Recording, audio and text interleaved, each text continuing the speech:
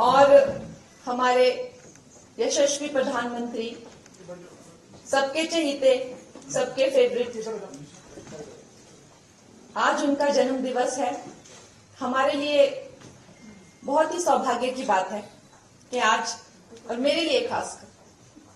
कि आप लोगों ने यहां मुझे बुलाया, अपने विचार रखने का मौका दिया। मैं बहुत ही ज्यादा धन्यवादी हूं प्रोफेसर जसीम मोहम्मद जी की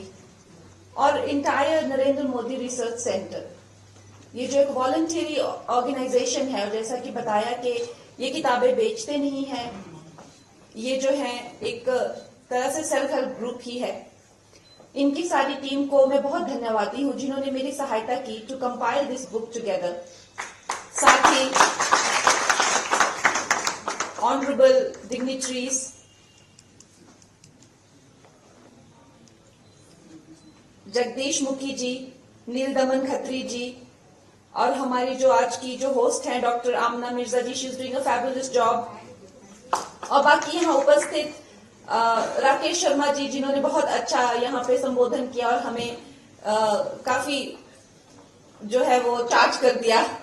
मनीष जी जिन्होंने भी यहाँ पर काफी हमारा मार्गदर्शन किया। आप सबका बहुत धन्यवाद कि आज आप सब यहाँ हमें सुनने के लिए आए। और हम सब, मेरा मानना है कि हम सब भारतवासी जो हैं आज इस वक्त पर एक अलग उम्मीद, एक अलग उत्साह और अलग जोश से भरे हुए हैं। मैं अक्सर सोचती हूँ कि ये जो हमारा भारत है, हमारा जो भारतवर्ष है, इसका सही मायनों में इसका अस्तित्व क्या है। सही मायनों में हमारे भारतवर्ष की जो essence, what is the essence of India, ये ख्याल मुझे अक्सर आते हैं। क्या ये कोई जमीन का टुकड़ा है, इसकी ज्योमेट्री, ज्योग्राफी क्या है भारत? वो तो आप देखते हैं कि हर सदी में जो है वो बदलता रहता है, बदलता जाता है। जो एक कॉन्टिनेंट होता है, उसका नक्शा हो गया, एक देश का नक्शा हो गया, वो हमेशा ही बदलता रहता है। लेकिन द एसेंस ऑफ भारत, ये हमने चाहे जो आदिकाल से चला रहा भारत है, वो एसेंस हमने कभी लूज नहीं किया। So in entirety what is India and what does it stand for? तो मुझे ये रह के ये ख्याल आता है कि जो हमारा जो सनातन संस्कृति है, हमारा जो विश्व गुरु का जो स्वरूप है भारत, वो चाहे ब्रह्मा के दिए गए वेदों का ज्ञान हो, चाहे ऋषि मुनियों के बनाए हुए वो स्क्रिप्चर्स हो, चाहे शास्त्रों का ज्ञान हो, चाहे वो कृष्ण और अर्जुन का संवाद हो जो कुरुक्षेत्र में हुआ था, चाहे वो रामायण का जो है चरित्र और चित्त को लेकर ज्ञान हो, चाहे वो योगानंदा की उसकी इंटरप्रिटेशन हो, चाहे वो महात्मा गांधी का कॉन्टेम्पररी लिटरेचर हो, चाहे वो स्वामी विवेकानंद की अपनी इंटरप्रिटेशन हो, बट एसेंशियली इंडिया इज, जो इसका जो एक विश्व गुरु का जो स्वरूप है,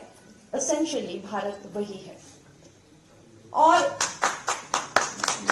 जब हम इस ज्ञान के दीपक की बात करते हैं,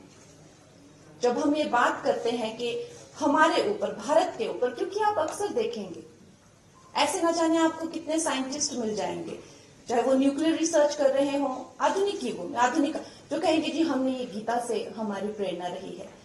अध्यात्म के जो भी हो, चाहे वो क्वांटम फिजिशियंस हो, चाहे वो कहेंगे जी हमने जो है वो उपनिषद पढ़े हैं या हमने वेद पढ़े हैं। मॉडर्न लिटरेचर हो तो आपको ये पूरे विश्व में जो ये भारत का जो ये दीप है, रोशनी का जो दीप है, वो पूरे विश्व को प्रज्वलित करता है। और हर युग में एक ऐसे महान पुरुष होते हैं जो उस युग का जो है वो प्रतीक बन जाते हैं। चाहे वो आप रिसेंट हिस्ट्री में देख लीजिए, चाहे वो विवेकानंदा हो, उन्होंने उस वक्त की जो जरूरत थी, उस वक्त की जो मांग थी, उसको ध्यान में रखते हुए, चाहे वो उन्होंने श्री कृष्ण की गीता की इंटरप्रिटेशन की, कि मैं भी जो हूँ विवेकानंदा की जो हूँ वो स्टूडेंट हूँ, चाहे उन्होंने कर्म योग, जनन योग, राजा योग, भक्ति योग, ये सब योग को जो है एक सिंप्लीफाई करके इंग्लिश में साइंटिफिक बेंड ऑफ माइंड के साथ, और जो क्योंकि देश उस वक्त परतंत्र था, उसमें राष्ट्रवाद और एक देश को जो एक स्वतंत्रता आंदोलन की जो एक चिंगारी डाली, वो चिंगारी, चाहे वो नेता बोस हो, चाहे वो प्रधानमंत्री नरेंद्र मोदी हो, वो न जाने कितने हृदयों में आज भी धधक रही है। तो इतना महत्वपूर्ण होता है जब भी कोई युग पुरुष आते हैं, तो वो सिर्फ उनका दायित्व नहीं होता है कि वो इस समाज का उद्धार करे, वो समाज का भी दायित्व होता है कि वो उस युग पुरुष से अपना उद्धार करवाएं। और इस दायित्व के साथ हमारे प्रधानमंत्री जो हैं, उनकी जो विचारधारा है, इंसान एसेंशियली जो इंसान कोई हार्ड मास का सिर्फ पुतला नहीं होता है। एक इंसान की जो विचारधारा होती है, उसका जो व्यक्तित्व होता है, जो उनकी सोच होती है, वो इस इंसान को जो है वो डिफाइन करती है। तो ये मुझे जो सौभाग्य प्राप्त हुआ है कि जो उनके जो लाल किला पर जो हर साल, और मेरा ये मानना है कि पिछले 10 सालों से हर साल हम लोग एक दशक की जो है जिस तेजी से, जिस तीव्र, जगदीश जी ने भी बताया, जिस तीव्रता से जो है हम ये सफलतापूर्ण जर्नी करते जा रहे हैं, अवश्य ही ये लाल किला पर जो हर साल जो हमें एक, आप कह सकते हैं, ब्लूप्रिंट मिलता है या रोड मैप मिलता है कि हमें किस दिशा में और किस तरह से जाना है, उसका जो पूरा कंपाइलेशन है, इसका करने का मुझे जो सौभाग्य है, उसके लिए मैं अपने आप को काफी भाग्यशाली मानती हूं। लेकिन अगर हम प्रधानमंत्री जी की बात करते हैं तो श्री नरेंद्र मोदी जी एसेंशियली उनकी पर्सनैलिटी का एक क्या ये ट्रेट है, चाहे उन्होंने बचपन में न जाने कितनी ही मुश्किलें सही हो, चाहे कितना ही संघर्ष उन्होंने किया हो, वो सभी, और खैर उन दिनों में तो बहुत लोग गरीबी के थ्रू जाते थे, बहुत लोग जो, और बहुत बड़ी बड़ी जो स्थितियां, परिस्थितियां उनके पास आती थी। लेकिन प्रधानमंत्री जी की पर्सनैलिटी में ऐसी वो क्या बात है कि वो प्रधानमंत्री बने, कि उन्होंने जिंदगी में आने वाली अपनी हर जो भी उनको जो सिचुएशन आई, उसको उन्होंने एक यंत्र या तंत्र की तरह इस्तेमाल करके अपनी जो है मजबूती और अपने आप को और ज्यादा सक्षम किया। और सबसे बड़ी बात कि हम जब ये सोचते हैं, आज हम उनकी जब बचपन की बातें और उनकी स्थितियों के बारे में सोचते हैं कि एक बहुत ही गरीब बालक जिसके छोटे छोटे सपने, जैसे फौज में जाना, भर्ती होना, सैनिक स्कूल जाना या स्कूल जाना, इस तरह के छोटे छोटे सपने भी मानो ऐसा लगता था जैसे ये कितनी बड़ी बात सोच रहा है ये सड़क पर चाय बेचने वाला। तो ऐसे जो हमें लगता है सामान्य तौर पे ऐसे दुर्भाग्य अगर किसी को हो, लेकिन वो उनमें ऐसी क्या विशेष बात थी कि भाग्य स्वयं जो है, इस भारत के भाग्य विधाता को घड़ रहा था, वो उनमें ऐसी क्या, इस तरह का उनके व्यक्तित्व की क्या उनमें जो बात थी।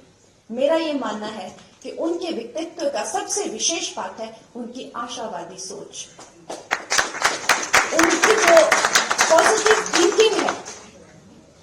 और जब उन्होंने इस देश की बागडोर अपने हाथों में संभाली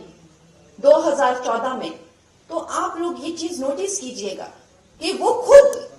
ये समझते थे कि इस देश की सबसे नेगेटिव पॉइंट इस वक्त पे जो है वो इसकी निराशाजनक जो इसकी सोच है। तो वो जहां भी गए, चाहे वो महिलाओं से, चाहे वो किसानों से, चाहे वो सैनिकों से, वैज्ञानिकों से, युवा, जहां भी वो गए, उन्होंने सिर्फ और सिर्फ उस निराशावादी सोच पे जो है वो टारगेट किया। और उन्होंने सारे समस्त देश को जो है एक आशावादी जुनून से कि हम कर सकते हैं, हम कर दिखा सकते हैं। और उन्होंने जो उस टाइम पे कैंपेन भी किए, अब ये आत्मविश्वास, आत्मसम्मान, देश की सफाई करो, मेक इन इंडिया, ऐसा लगा कि जैसे मानो जन जन जो है एक आशावादी सोच से भर चुका है। और जो भी, चाहे वो गुलामी का, स्वतंत्रता का, न जाने कितने सदियों की गुलामी रही हो, या वो निराशावादी जो ये सरकारें रही हो, उनको भूलकर ऐसा लगा कि भारत एक नई दिशा में चल पड़ा है। और उसका जगदीश जी ने बड़े विस्तार से बताया कि उसका क्या परिणाम हुआ। हम 3rd बिगेस्ट इकोनॉमी बनने जा रहे हैं, हमें पंख लगते हैं, हम चांद पर लैंड हो जाते हैं। इस तरह की जो अद्भुत जो बातें हैं, ये सिर्फ मात्र 10 सालों में हो रही है। आज हमारे नेता ना कि सिर्फ हमारे देश में ही चहेते हैं, जबकि पूरा विश्व में वो सबसे लोकप्रिय नेता है। और अगर देखा जाए तो उन्हें कदम कदम पर जिंदगी ने इस तरह से तराशा है। जब एक बालक जो है अपनी माता को इस तरह की परिस्थितियों में देखता है कि 6 बच्चे हैं, पिता का हाथ भी सर पर नहीं है, दूसरों के घर में कपड़े धोना, बर्तन धोना, अवश्य ही वो बालक जो है जिंदा रहने के लिए, सिर्फ जिंदा रहने के लिए अपने भाव को उसे कठोर करना होगा। क्योंकि वो क्या देखे, वो अपने भाव को वो कैसे जिंदा रखे। लेकिन उससे वो उल्टा करते हैं। महिलाओं के प्रति उन्हें ऐसे विशेष भाव और ऐसी संवेदनशीलता हो जाती है, क्योंकि उनका जन्म ही जो वंचित है, जो कि बिल्कुल सताए और ठुकराए हुए हैं समाज वर्ग में, उनका उद्धार करने के लिए उनका जन्म हुआ है। और शर्मा जी ने कुछ गलत नहीं कहा कि ऐसे लोग जन्म नहीं लेते, ऐसे लोग अवतरित होते हैं। तो जैसे ही उन्होंने अपनी बागडोर संभाली तो ऐसा लगा महिलाओं के लिए तो कोई मसीहा ही जैसे आ गया है। चाहे उनके लिए सबसे पहले शौचालय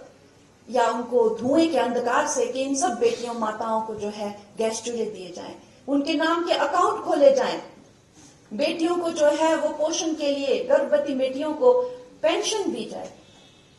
इनके लिए जो है मकान बनाए जाएं, न जाने कितनी योजनाएं। अगर मैं गिनाने बैठूं तो शायद वक्त मुझे कम पड़ेगा। बेटियों को जो है वो पॉलिटिक्स में रिजर्वेशन दी जाए। ऐसा लगा कि जैसे मानो कोई अवतार ही आके यहाँ पर जो वंचित हैं और जो सबके सताए और ठुकराए हुए हैं उनका उद्धार करने के लिए आए हैं। और खैर इस तरह से न जाने कितनी ही उनकी बातें बताई जा सकती हैं कि उनको जैसे मानो कि एक तरीके से तैयार किया गया है। जो इस देश की ही चेतना की एक पुकार थी उसके लिए उनको तैयार किया गया है। नहीं तो क्या कारण हो सकता है? ऐसा कैसा व्यक्तित्व होता है कि जो पिता की चिता को आग लगाता है, पहुंच जाता है अपनी नेक्स्ट मीटिंग पे, और वो कोई प्रधानमंत्री नहीं है उस वक्त, कोई मीडिया वहां पे उसको अपलोड करने के लिए नहीं है, कोई एक फैन क्लब्स नहीं है कि भाई हाँ ऐसा हुआ, ऐसा किया इन्होंने आज। एक मामूली से जो है वॉलंटियर है, शायद कोई नोटिस भी नहीं करेगा उनकी ये महानता। कहां से आती है उनमें इस तरह की दृढ़ता कि वो माता की चिता को आग लगाते पहुंच जाते हैं मीटिंग पे? कोई व्यक्तिगत उनका जीवन नहीं। मैं ये नहीं कहूंगी कि हमारे प्रधानमंत्री जो हैं वो एक आशा की किरण है या वो एक सिल्वर लाइनिंग जिसे कहते हैं, वो हमारे लिए एक सिल्वर लाइनिंग है। ये कहना एक बहुत बड़ी भूल होगी, क्योंकि वो एक फुल ब्लोन ब्लेजिंग सन है, वो चमकता हुआ सूरज है, उसको सिल्वर लाइनिंग कैसे सोच सकते हैं? वो सूर्य जो है समस्त विश्व को प्रकाशित कर रहा है। वो सूर्य जो है जब महामारी की चपेट में पूरा विश्व आ गया तो आपने देखा ना कि सिर्फ अपने देश पर, पूरे विस्तार में यहाँ पे और डिग्निटरीज ने बताया और हम सब जानते हैं, ये सब हम सब देशभक्त लोग यहाँ पे, किसी से बात छुपी नहीं है कि जब पूरे देश जो है इस चपेट में आया था तो प्रधानमंत्री जी ने जो है मेडिसिन मैत्री के द्वारा जगह जगह जो है वैक्सीन पहुंचाई, जगह जगह जो है अपने अलौकिक प्रकाश से जो है दुनिया को मार्गदर्शन किया। आज अगर आप देखते हैं तो सिविलियन ऑनर्स में भी, चाहे जो गल्फ के जितने भी देश हैं, सबसे ज्यादा ऑनर्स जो है हमारे प्रधानमंत्री जी को मिले हैं। ये जो सारा दिन सेक्युलरिज्म का झुंझुना लेके घूमते हैं, इनसे पूछा जाए कि असली सेक्युलर और असली लिबरल पर्सन कौन है, असली फेमिनिस्ट पर्सन कौन है, तो इनको ये लोग बोलेंगे नहीं, लेकिन अपने दिलों में ये भी जानते हैं कि असली सेक्युलर और लिबरल और फेमिनिस्ट अगर कोई है तो वो है नरेंद्र मोदी। तो मेरा ये मानना है और मेरी ये सोच है कि हमारे लिए स्वर्णिम काल है, हम भारतवर्षियों के लिए ये स्वर्णिम काल है। अगर we do not make it in his time, then we do not deserve to make it. We have to make it in this time. We have to make it in this time when Narendra Modi ji is guiding us, he is leading us, क्योंकि ये हमारी ही चेतना की पुकार है जो उन्होंने ये अवतार लिया है और इस रूप में लिया है, और ये हम सब का दायित्व है, इस समाज का दायित्व है कि हम उनसे अपना उद्धार कराएं। और आज उनके इस जन्म दिवस के अवसर पर आप सब लोग यहाँ आए और आपने मेरे कुछ विचार सुने। हम यही कामना करते हैं कि जैसे मैंने कहा, जसीम जी, उनकी टीम जो है इसी तरह से उनकी विचारधारा को पूरी दुनिया में लेके जाए, क्योंकि हम देखते हैं कि चाहे वो स्वामी विवेकानंद हो या चाहे श्री कृष्ण हो या चाहे श्री राम हो, आज आप देखिए उनकी विचारधारा, इंसान का शरीर तो क्षण भंगुर होता है लेकिन वो विचारधाराएं कई सदियों तक चलती रहती है और वो लोगों को जो है मार्गदर्शन करती है, उनको जीवन और चेतना देती है।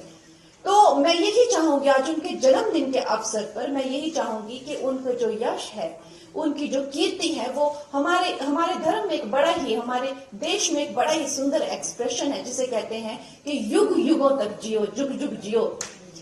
उसका मतलब ये नहीं होता है कि आपका शरीर युगों युगों तक जीता है, उसका मतलब ये होता है कि आपका जो अस्तित्व है, आपकी जो चेतना है और आपका जो विचारधारा है, आपकी जो यश है, जो आपने काम किए हैं, उनका जो फल है, उनका जो लाभ है, वो मानवता को युगों युगों तक मिले और जब तक ये संसार है तब तक आपका नाम चलता रहे। हम यही कामना करते हैं प्रधानमंत्री जी, आप युगों युगों तक जिएं।